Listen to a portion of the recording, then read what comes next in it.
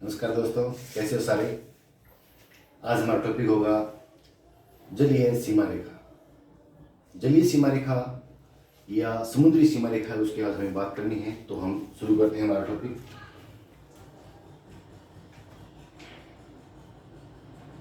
समुद्री सीमा रेखा।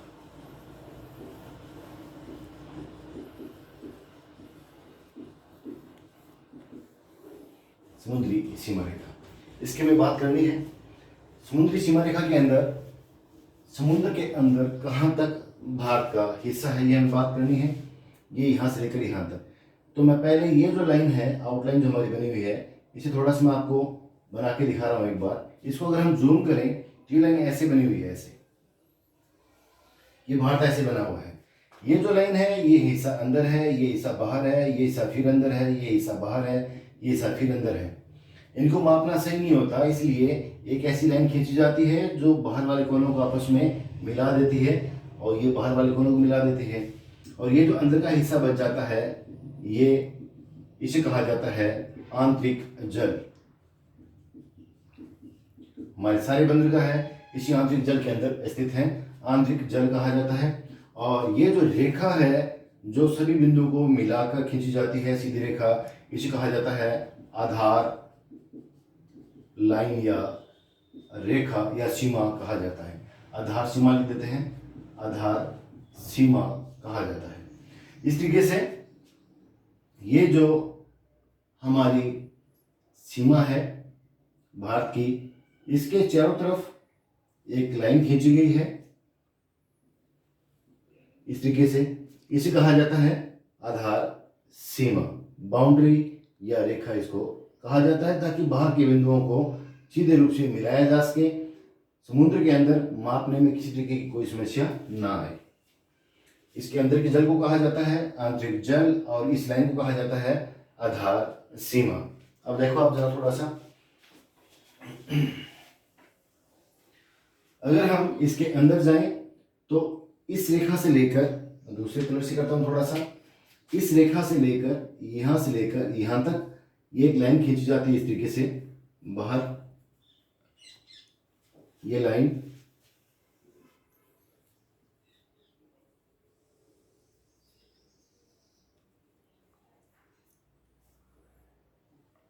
ये सारी जल के अंदर लाइन है। इस लाइन को कहा जाता है प्रादेशिक सीमा। प्रादेशिक सीमा या क्षेत्र इसको कहा जाता है। इसकी जो लंबाई होती है वो यहां से यहां तक 12 नॉटिकल मील होती है, या 12 जो समुद्री मील उसके बराबर होती है। समुद्री मील का मतलब होता है एक समुद्री मील बराबर 1.8 किलोमीटर के बराबर होती है। और हम एक मील की जो अमूमन बात करते हैं वो लगभग 1.6 किलोमीटर के बराबर होती है। तो हमें इस चीज़ की बात करनी है। तो ये समुद्री मील जो है, इसको नॉटिकल मील भी कहते हैं, NM नॉटिकल मील। तो जो प्रादेशिक सीमा है भारत के साथ साथ ये 12 नॉटिकल मील वाली है। और ये आपको बता दिया अभी, ये जो इसकी सीमा है आधार सीमा, इसे लेकर यहाँ तक 12 नॉटिकल मील तक सीमा जो है वो कहलाती है प्रादेशिक सीमा। इसके बाद की अगर हम बात करें तो ये जो सीमा आती है, इसके बाहर की सीमा, आगे की सीमा, यहां से लेकर यहां तक की सीमा, ये सीमा चारों तरफ ये जो सीमा है, बीच का हिस्सा सारा का सारा, ये हिस्सा, ये दूरी इस आधार सीमा से लेकर यहां तक की जो दूरी है ये होती है 24 नॉटिकल मील, ये होती है। और इसे नाम दिया जाता है संलग्न क्षेत्र।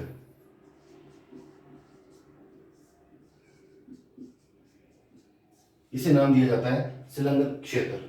और तीसरी जो सीमा रेखा है हमारी, वो जो है वो खींची जाती है यहां से यहां तक, ऐसे।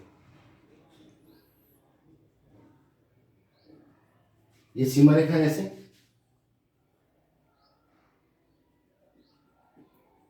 ये रही, ये पूरा पूरा बीच का हिस्सा, ये ये आधार सीमा से लेकर यहाँ तक का जो एरिया है इसे कहा जाता है अनन्य आर्थिक जोन क्षेत्र।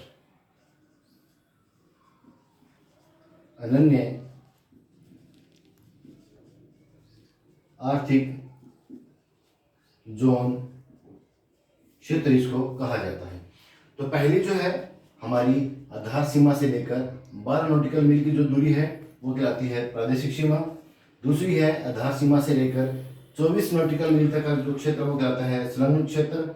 उसके बाद में आधार सीमा से लेकर जो ये 200 मील तक का जो एरिया है लिख देते हैं 200 नॉटिकल मील, ये हिस्सा कहलाता है अनन्य आर्थिक जोन क्षेत्र। और उसके बाद का जो हिस्सा आता है वो कहलाता है उच्च सागर क्षेत्र।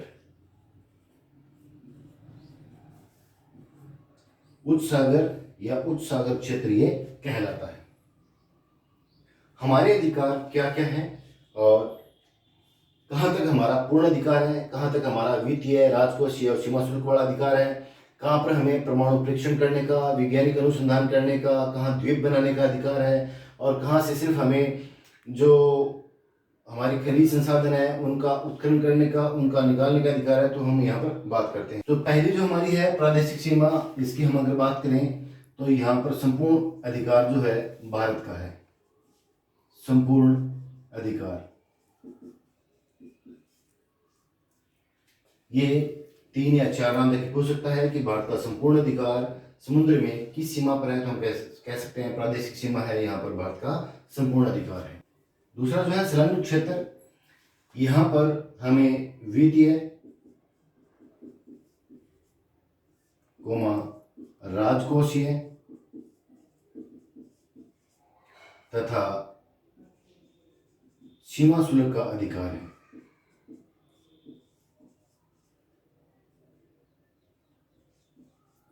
सबसे इंपॉर्टेंट है ये संलग्न क्षेत्र, जहां पर भारत को वित्तीय, राजकोषीय तथा सीमा शुल्क का अधिकार प्राप्त होता है, वो एरिया है संलग्न क्षेत्र। तीसरा जो पार्ट है हमारा अनन्य आर्थिक जोन, इसकी हम बात करते हैं। तो यहाँ पर हमें वैज्ञानिक अनुसंधान की अनुमति रहती है। वैज्ञानिक अनुसंधान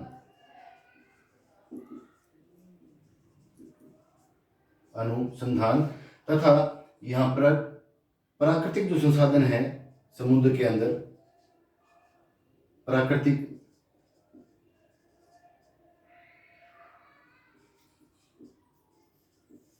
संसाधन, उनका दोहन करने का अधिकार है ये अनन्य आर्थिक जोन में, जो कि पूर्ण रूप से हमारा इसमें अधिकार नहीं है। ये कारण है कि सभी देशों की होड़ लगी हुई है कि 200 नॉटिकल मील तक जो एरिया बाद में बचता है वो एक तरीके से प्राकृतिक संसाधनों का भंडार है, और वहाँ पर सब कोशिश करते हैं कि हम सबसे ज़्यादा इनका उत्खनन करें। इसको लेकर उनके बीच में विवाद रहता है। तो अनन्य आर्थिक जोन क्षेत्र 200 नॉटिकल मील तक होता है, और यहाँ पर वैज्ञानिक अनुसंधान का जो अधिकार होता है वो मिलता है, प्राकृतिक संसाधनों का दोहन का अधिकार यहाँ पर मिलता है। इसके बाद का जो एरिया आता है उच्च सागर, इस पर किसी देश का किसी तरीके का कोई अधिकार नहीं होता। यहाँ पर जो पैसेज होते हैं, रास्ते होते हैं जलयानों को आने जाने के लिए, वो सब देशों के लिए एक समान होते हैं। तो हमने बात की प्रादेशिक सीमा की, हमारी आधार सीमा से लेकर, इसका नाम था हमारी आधार सीमा या क्षेत्र। इसके अंदर जो जल है इसके बारे में मैंने आपको बताया था, इसे कहा जाता है आंतरिक जल। इसके बाद यहाँ से लेकर 12 नॉटिकल मील तक का जो एरिया वो कहलाता है प्रादेशिक सीमा। आधार सीमा से 24 नॉटिकल मील तक का एरिया कहलाता है संलग्न क्षेत्र। आधार सीमा से 200 नॉटिकल मील का एरिया कहलाता है अनन्य आर्थिक जोन क्षेत्र, और उसके बाद का एरिया कहलाता है उच्च सागर। प्रादेशिक सीमा पे संपूर्ण अधिकार होता है। संलग्न क्षेत्र जो होता है वहाँ पर वित्तीय, राजकोषीय तथा सीमा शुल्क का अधिकार प्राप्त होता है देश को। और जो 200 नॉटिकल मील है वहाँ पर वैज्ञानिक अनुसंधान की परमिशन होती है, अनुमति होती है, तथा प्राकृतिक संसाधन है वहाँ से दोहन कर सकते हैं। हमारा पूर्ण रूप से उस पर अधिकार नहीं होता है। उच्च सागर जो है इस पर किसी भी देश का कोई अधिकार नहीं होता है, वो संपूर्ण जो होता है वो सभी देशों के लिए एक समान होता है। तो ये हमारी समुद्री सीमा रेखा और उसकी चर्चा हमने यहाँ पर की। अब हमें प्रमुख जो द्वीप हैं भारत के उनकी बात करनी है। तो हेडिंग लगाते हैं प्रमुख द्वीप। प्रमुख द्वीप दो प्रमुख द्वीप हैं, एक का नाम है लक्षद्वीप और एक का नाम है अंडमान निकोबार द्वीप समूह है।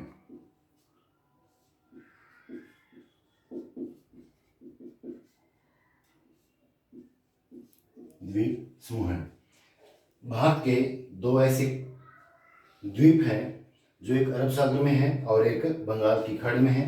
तो लक्षद्वीप जो है वो हमारा है अरब सागर में, और जो अंडमान निकोबार द्वीप समूह है वो है बे ऑफ बंगाल या बंगाल की खाड़ी में है, बंगाल की खाड़ी में है। जो अंडमान निकोबार है ये भी दो हिस्सों में है। ऊपर वाला हिस्सा जो है वो है अंडमान और नीचे वाला हिस्सा है वो है निकोबार। निकोबार इनमें हम द्वीपों, ये एक तरीके से द्वीपों का समूह है। तो जो लक्षद्वीप है इसमें टोटल द्वीप है उनकी संख्या है 36 टोटल द्वीप है इसके अंदर 36। अंडमान की बात करें तो टोटल द्वीपों की संख्या है इसमें 550 या 550 द्वीप हैं। अगर निकोबार की बात करें तो यहाँ टोटल द्वीप है 22, ये है 22 द्वीप। अगर निवास करने वाले लोगों की बात करें तो इसमें अगर बात करते हैं हम 550 में से तो 36 द्वीप ऐसे हैं जिन पर लोग निवास करते हैं। अगर इनकी बात करें इसके अंदर तो इसमें 10 द्वीप ऐसे हैं जिन पर लोग निवास करते हैं, निवास करते हैं। हमें इनकी बात करनी है। पहला हमारा लक्षद्वीप, ये द्वीप ये रहा हमारा अरब सागर के अंदर, ये लक्षद्वीप रहा हमारा, और इसका जो प्रशासनिक केंद्र है वो ये रहा। द्वीपों में सबसे बड़ा जिसका नाम है कवारती, और एक छोटा सा द्वीप और भी है ये रहा, इसका नाम है मिनिकॉय द्वीप। नोट कर लेते हैं हम। ये है लक्षद्वीपों का समूह है। लक्षद्वीप है उसमें और भी द्वीप हैं, टोटल 36 हैं। दो हमने नीचे बना दिए, बाकी 34 द्वीप है वो ये रहे। इन सभी द्वीपों का जो प्रशासनिक केंद्र है वो इसकी राजधानी कहलाती है और वह है कवारती। उसके बाद में नीचे जो है ये इनका द्वीप और है, इसका नाम है मिनिकॉय द्वीप। मिनिकॉय द्वीप, इसके बारे में हम लिखते हैं ये है प्रशासनिक केंद्र।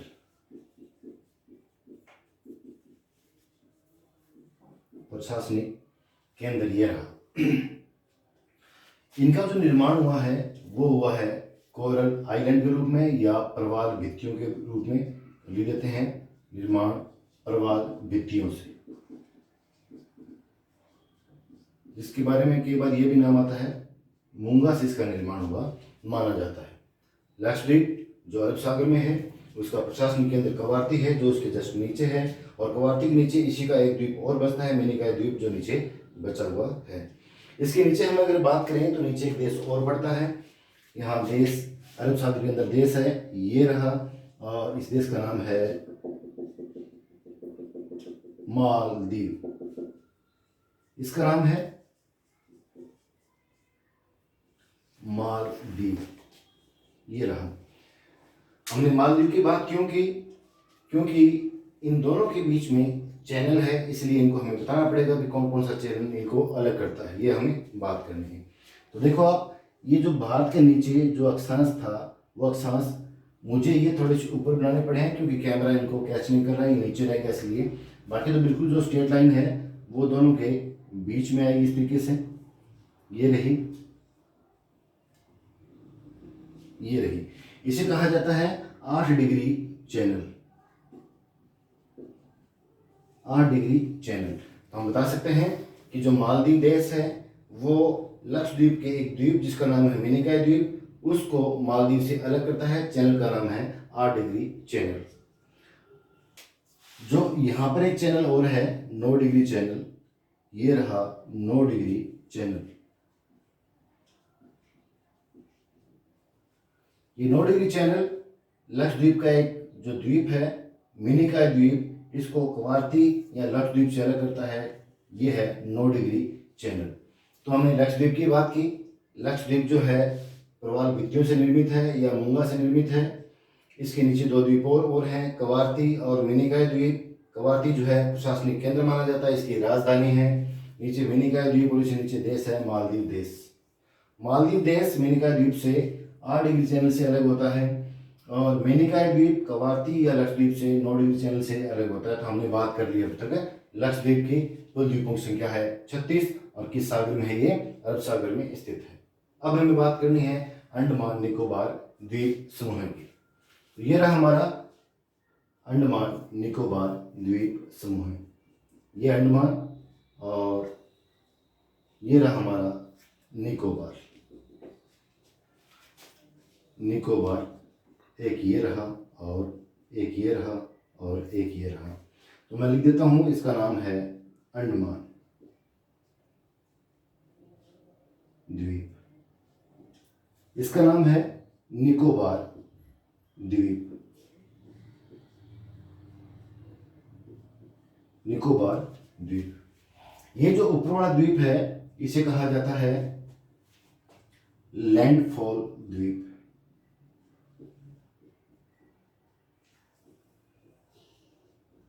द्वीप कहा जाता है, और ये जो हिस्सा है इसे कहा जाता है दक्षिणी अंडमान।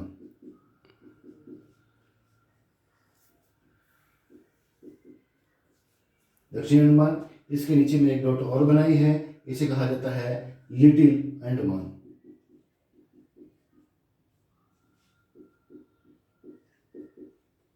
लिटिल अंडमान कहा जाता है। अगर हम निकोबार की बात करें तो निकोबार का जो ऊपर का हिस्सा है, ये हिस्सा, इसे कहा जाता है कार निकोबार।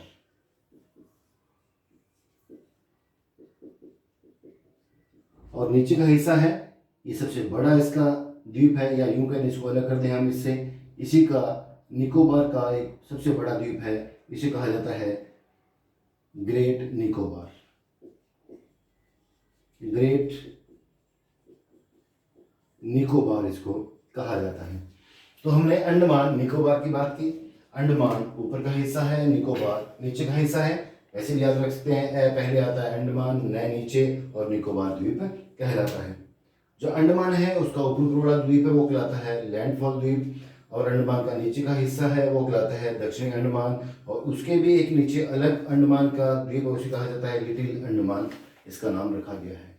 तो अगर हम निकोबार की बात करें, इसके अंदर जो ऊपर वाला द्वीप है इसका नाम है कार निकोबार, और अंडमान का सबसे बड़ा जो द्वीप है वो सबसे दक्षिण में है, और जिसमें हमारा जो दक्षिण बिंदु है भारत का वो है, जिसे कहा जाता है इंदिरा पॉइंट, वो इसमें स्थित है।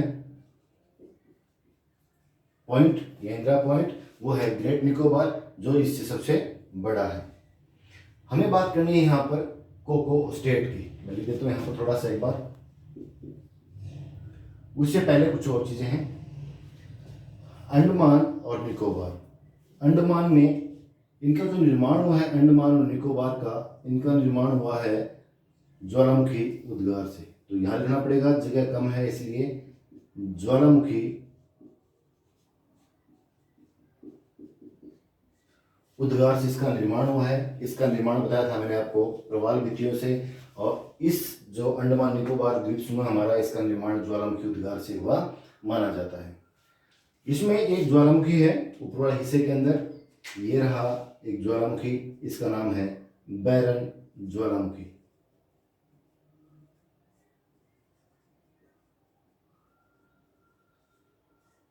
एक ज्वालामुखी यहां पर है, इसका नाम है नारकोंडम ज्वालामुखी। नारकोंडम ज्वालामुखी। ज्वालामुखी के प्रकार होते हैं, जो लगातार जिनसे लावा निकलता रहता है वो कहलाते हैं सक्रिय ज्वालामुखी, और जिनसे रुक रुक के कई दिन, कई महीने, कई साल बाद में लावा निकलता है उन्हें कहा जाता है सुषुप्त या सुप्त ज्वालामुखी, और जिनसे लावा एक बार निकल जाए दोबारा ना निकले उन्हें कहा जाता है डेड वोल्केनो या मृत ज्वालामुखी कहा जाता है। तो ये जो बैरन ज्वालामुखी है ये है एक्टिव या सक्रिय ज्वालामुखी, इससे लावा निकलता रहता है। तो प्रश्न ये बनता है अंडमान द्वीप में कौन सा ज्वालामुखी सक्रिय है? तो हम कह देंगे बैरन जो ज्वालामुखी है, या बैरन द्वीप में जो ज्वालामुखी है वो सक्रिय ज्वालामुखी माना जाता है। नारकोंडम जो है ये है सुप्त या सुषुप्त ज्वालामुखी, इसे कहा जाता है। हम सुप्त लिख रहे हैं एक बार, सुप्त ज्वालामुखी, ये रहा। तो ये वो हमारा अंडमान निकोबार, हमने इनकी बात की। बैरन ज्वालामुखी सक्रिय है और नारकोंडम ज्वालामुखी वो सुप्त ज्वालामुखी है। अब हमें इनके बारे में थोड़ी सी और चर्चा करनी है। मैं इसको एक बार थोड़ा सा साफ कर देता हूँ।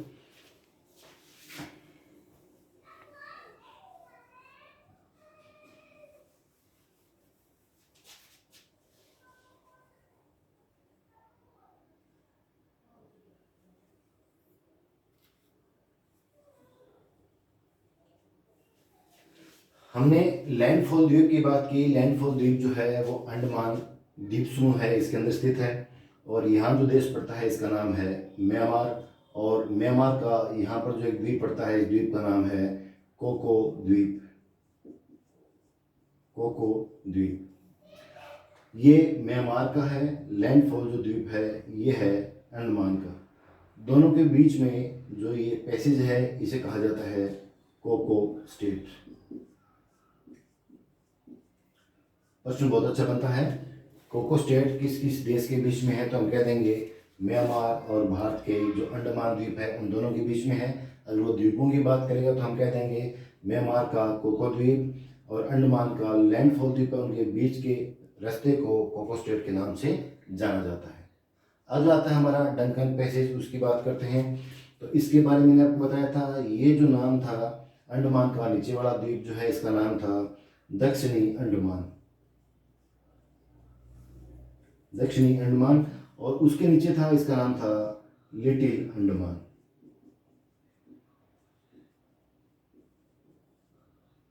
इसके बीच के ये जो रास्ता है इसे कहा जाता है डंकन पैसेज।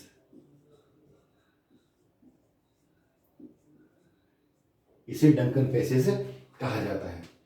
कोको स्टेट और डंकन पैसेज जो है आपको ध्यान में रखना है। कोको स्टेट, कोको द्वीप, म्यांमार का लैंडफॉल द्वीप अंडमान का, दोनों के बीच के रास्ते को कोको स्टेट कहा जाता है। डंकन पैसेज जो है वो अंडमान का दक्षिण द्वीप है, दक्षिणी अंडमान जिसको कहते हैं। और इसी का अंडमान का दूसरा है लिटिल अंडमान। उन दोनों के बीच के रास्ते को कहा जाता है डंकन पैसेज। इसके बाद में आता है 10 डिग्री चैनल, उसकी हम बात करते हैं।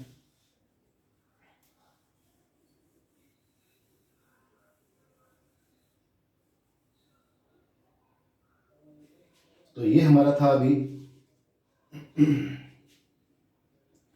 लिटिल अंडमान। अब ये जो नीचे जो ऐसे चैनल है, ये चैनल यहाँ पर, तो हम इसको बड़े बड़े रूप में देख सकते हैं कि ये निकोबार और अंडमान के बीच में है। ये है 10 डिग्री चैनल। हमने यहाँ पर बात की थी 8 डिग्री, 9 डिग्री, और ये रहा आपका 10 डिग्री अक्षांश या 10 डिग्री चैनल। तो ये 10 डिग्री चैनल जो है वो निकोबार और अंडमान दोनों को अलग करता है। हम ये भी कह सकते हैं कि ये कार निकोबार और लिटिल जो आपका अंडमान है, इन दोनों के बीच में स्थित है। ये रहा। अब हमें बात करनी है ग्रांड चैनल की। तो ये नीचे जो है यहाँ पर आपको दिखाई नहीं दे रहा होगा, थोड़ा सा मैं आपको वैसे बता देता हूँ। ग्रेट निकोबार है और इसके नीचे ये जो रास्ता है इसे कहा जाता है ग्रांड चैनल। इसके जस्ट नीचे पड़ता है सुमात्रा। ये सुमात्रा द्वीप है, ये इंडोनेशिया का द्वीप है। और इंडोनेशिया और भारत के निकोबार के बीच में जो चैनल है उसे कहा जाता है ग्रांड चैनल। तो हमने अंडमान के इर्द गिर्द की चीज़ों की बात की। मैंने आपको बताया यहाँ पर है कोको स्टेट, दूसरा मैंने बताया आपको डंकन पैसेज, और तीसरा बताया मैंने आपको 10 डिग्री चैनल, और चौथा मैंने आपको बताया grand channel. Grand channel Indonesia के सुमात्रा और निकोबार के ग्रेट निकोबार, जो इसका सबसे बड़ा तट है, बड़ा द्वीप है, जिस पर हमारा दक्षिणी बिंदु जिसे कहा जाता है इंदिरा पॉइंट, वो स्थित है। दोनों के बीच में इसे कहा जाता है ग्रांड चैनल। बड़ा इंपॉर्टेंट है परीक्षा की दृष्टि से, ये पेपर में आ सकता है, ये पेपर में आ चुका है।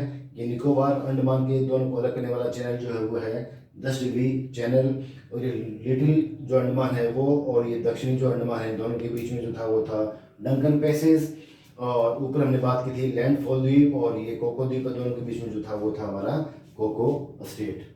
इसके बाद में अंडमान में एक ऊंची चोटी भी है, लगे हाथ वो भी हम कर लेते हैं। यहाँ पर एक ऊंची चोटी है जिसे कहा जाता है सैंडल पीक।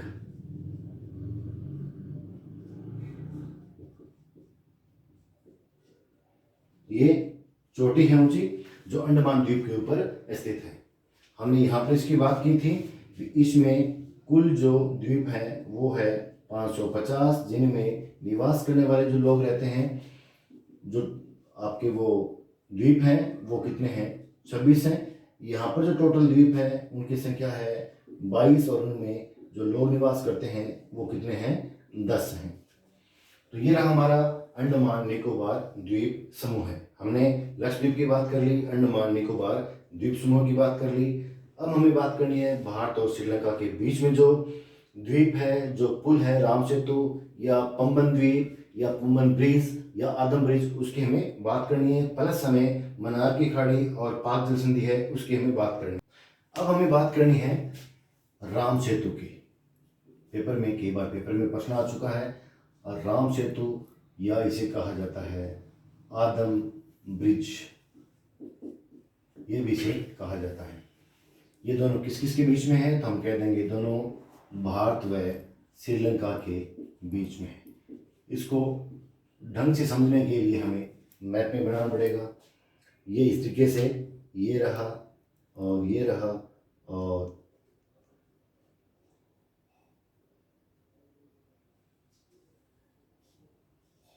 ये रहा श्रीलंका। श्रीलंका यहाँ पर पड़ती है पाक जल संधि, और ये पड़ती है मन्नार की खाड़ी। ये श्रीलंका शायद कैमरे में नहीं आ रहा होगा, तो मैं नीचे का ये पार्ट सारा बोर्ड पे यहाँ ड्रॉ कर रहा हूँ, उसके बाद में इसको समझने में थोड़ी सी आसानी रहेगी। ये हमारा भारत का नीचे का हिस्सा है। ये जो हमारा स्टेट पड़ता है, स्टेट का नाम है तमिलनाडु। तमिलनाडु ये रहा, और ये जो हिस्सा है हमारा ये रहा, और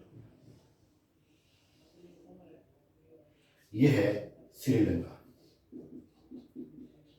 श्रीलंका ये जो जिला पड़ता है तमिलनाडु का, ये जिला जिसके साथ ये पुल जुड़ा हुआ है, ये ब्रिज जुड़ा हुआ है, इस जिले का नाम है, मैं ऊपर लिख दूं इसको ताकि बीच में ये परेशान ना करें। इस जिले का नाम है, तमिलनाडु का जिला है, इस जिले का नाम है रामनाथपुरम। रामनाथपुरम ये श्रीलंका का द्वीप है, इधर बड़ा द्वीप। इस द्वीप का नाम है मन्नार द्वीप। ये द्वीप है ऊपर वाला, ये द्वीप, इसका नाम है रामेश्वरम द्वीप। इस द्वीप के दो हिस्से हैं। ये बीच का जो स्पेस है ये खाली है यहाँ पर, इस तरीके से। ये एक हिस्सा नीचे का, इसको हम रामेश्वरम द्वीप कह सकते हैं, शहर कह सकते हैं। ऊपर वाला जो हिस्सा है इसे हम कहेंगे पंबन द्वीप। इसका मतलब पंबन द्वीप और जो रामेश्वर द्वीप है वो एक ही है। और ये जो नीचे का हिस्सा है, रामेश्वर द्वीप के नीचे का हिस्सा, इसे कहा जाता है धनुषकोडी। धनुषकोडी। अब बात आती है पेंबा चैनल या पेंबा ब्रिज है वो कौन सा है, उसके बारे में हम देखते हैं। जो ये रामनाथपुरम जिला है तमिलनाडु का, इसके बीच में यहाँ पर जो ये पुल बना हुआ है इसका नाम है पेंबा ब्रिज। बड़ा साफ है, पेंबा ब्रिज किसके बीच में है, तो हम कह देंगे तमिलनाडु और पंबन द्वीप है या रामेश्वर द्वीप है, उसके बीच में है पेंबा ब्रिज। और नीचे जो ये हिस्सा पड़ता है, ये जो मैं यहाँ डॉट कर रहा हूँ, ये पूरा पूरा, इसे कहा जाता है राम सेतु,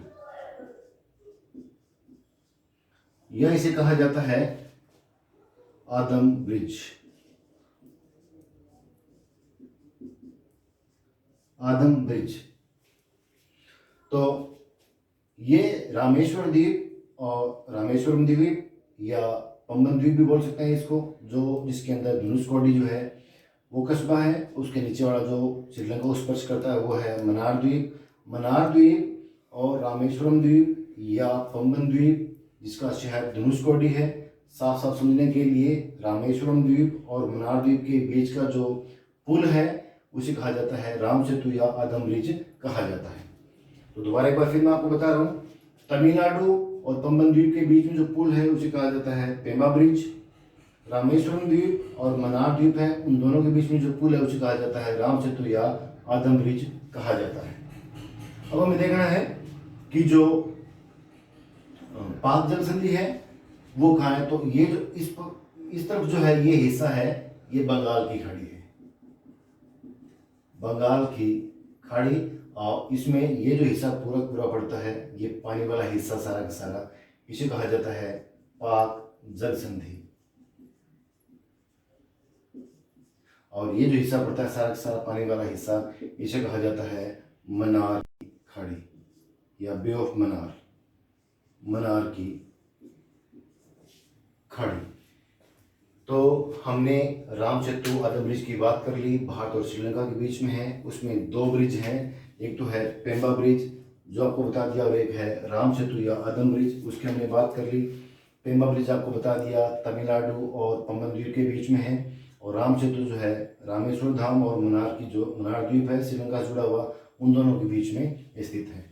तो आज हमने Ram Setu Adam bridge plus 8 degree 9 degree और 10 डिग्री चैनल की बात कर ली। उधर हमने कोको स्टेट है उसकी बात की, डेंगन पैसेज है उसकी बात की। उसके बाद में जो हमारा ग्रांड जो चैनल था, जो सुमात्रा द्वीप है इंडोनेशिया का, उसके बीच में, प्लस हमारा निकोबार का ग्रेट निकोबार सबसे बड़ा द्वीप है निकोबार का, उसके बीच में जो चैनल है उसकी बात की। और लास्ट जो टॉपिक बचता है वो बचता है हमारा 24 डिग्री चैनल, जो काफ़ी प्रसिद्ध है, पेपर में आने की उम्मीद जगह रहती है, वो क्या है उसकी हम बात करते हैं। तो इसे थोड़ा सा एक बार साफ कर ले हम। ये जो हिस्सा है, ये हिस्सा इसे कहा जाता है सर क्रीक, सर क्रीक। यहां पर जो चैनल पड़ता है पूरा पूरा, ये चैनल है, ये है 24 डिग्री चैनल,